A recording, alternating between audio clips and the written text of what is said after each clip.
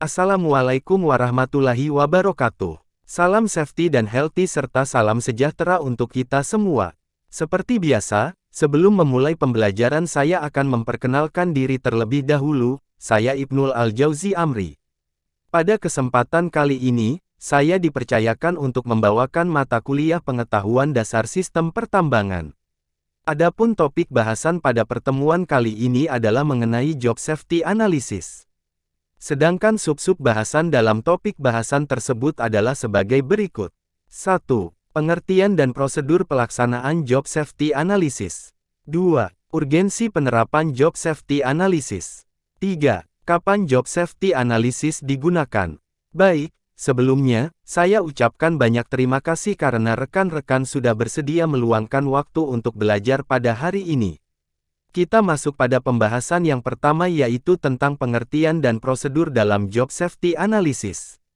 Job Safety Analysis atau JSA, atau sering juga dikenal sebagai Job Hazard Analysis atau JA, adalah metode sistematis untuk mengidentifikasi dan mengevaluasi risiko yang terkait dengan pekerjaan tertentu. JSA digunakan untuk menganalisis tugas-tugas yang dilakukan dalam lingkungan kerja dan mengidentifikasi potensi bahaya yang mungkin terkait dengan tugas-tugas tersebut. Tujuan dari Job Safety Analysis adalah untuk mengidentifikasi risiko dan mengembangkan langkah-langkah pengendalian yang efektif guna mencegah kecelakaan dan cedera di tempat kerja. Proses JSA melibatkan langkah-langkah berikut. 1. Identifikasi tugas. Tugas pekerjaan yang akan dianalisis diidentifikasi secara rinci. Ini mencakup semua langkah-langkah yang diperlukan untuk menyelesaikan tugas tersebut. 2. Identifikasi bahaya. Pada langkah ini, setiap tugas yang diidentifikasi dianalisis untuk mengidentifikasi potensi bahaya yang terkait. Bahaya dapat berupa benda tajam, bahan kimia berbahaya, lingkungan yang tidak aman, atau faktor-faktor lain yang dapat menyebabkan cedera atau kerugian. 3. Evaluasi risiko. Setelah bahaya diidentifikasi, risiko yang terkait dengan setiap bahaya dinilai. Ini melibatkan penilaian tingkat keparahan dan kemungkinan terjadinya bahaya. Hasil evaluasi risiko ini dapat digunakan untuk mengidentifikasi tindakan pencegahan yang diperlukan. 4. Pengembangan langkah pengendalian. Langkah-langkah pengendalian yang efektif direncanakan untuk mengurangi atau menghilangkan bahaya dan risiko yang teridentifikasi. Ini dapat mencakup penggunaan alat pelindung diri APD, perubahan metode kerja, pelatihan tambahan, atau penggunaan peralatan keselamatan tambahan. 5. Komunikasi dan pelaksanaan. Hasil analisis keselamatan kerja harus dikomunikasikan kepada semua pekerja yang terlibat dalam tugas tersebut. Pekerja juga harus dilibatkan dalam pelaksanaan langkah-langkah pengendalian yang telah ditetapkan.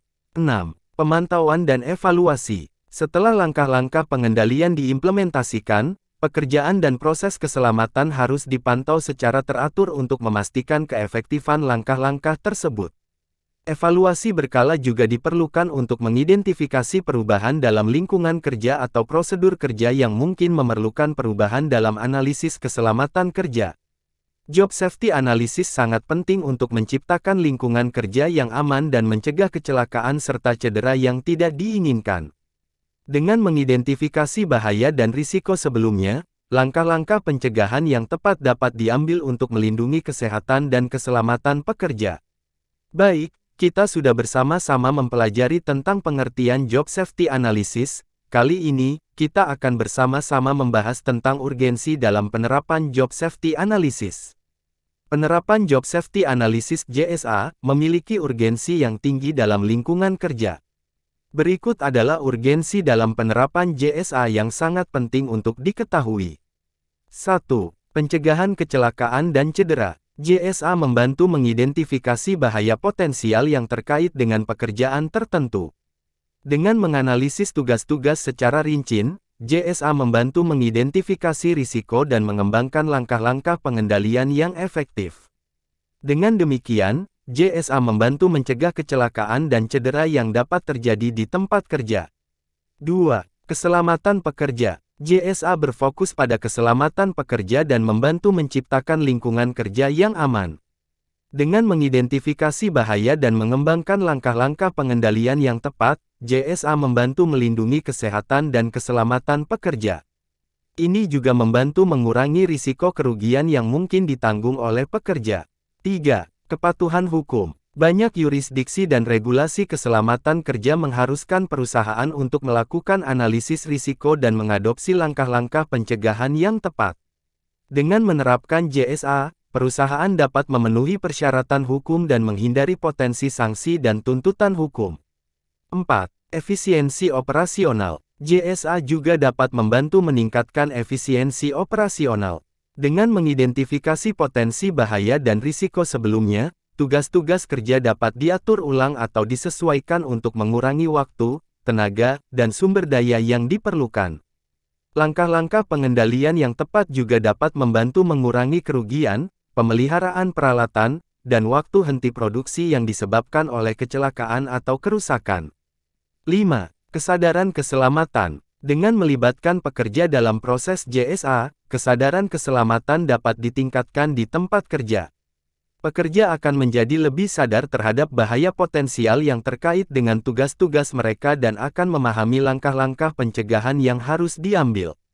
Ini dapat mempromosikan budaya keselamatan yang positif di seluruh organisasi.